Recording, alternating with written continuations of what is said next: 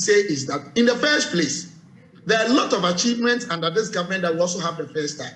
The first time that a poor Ghanaian child, the most important segment of our educational value chain, is being made free. From Nsawam to Apeja, the NDC government never added 1 kilometer to Greater Accra, Kumasi. One of the most important trunk routes is finished now. In my constituency here that I'm speaking, first time we are experiencing asphaltic roads and streets as never before. I'm not saying we don't have road challenges. So we have a lot of good things, and there are things that I agree with you, we need to criticize and change.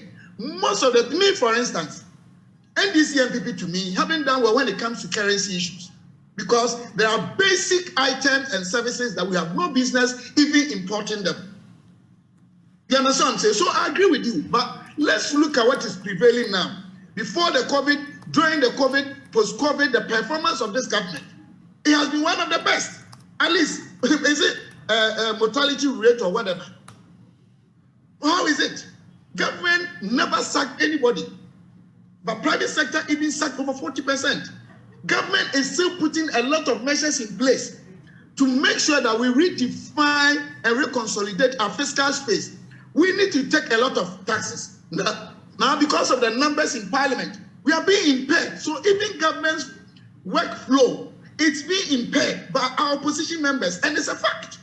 So the time in which we find ourselves, there are so many uncontrollable factors. As much as I agree with you, the issues you are raising, they are very concrete, and it's true, respectfully. Some of them have been structural, chronic. Some of them have been also caused by, yes, sometimes management on our part is also possible, but largely because of this global turbulence, which because we are import-driven economy, is affecting us. Yeah, but one good thing that we should look at is that government of the day today is doing a whole lot of things to manage the discretionary spending arm, to make sure that the crisis that we are having today, we can mitigate its impact and put in place long-term measures to make sure that in the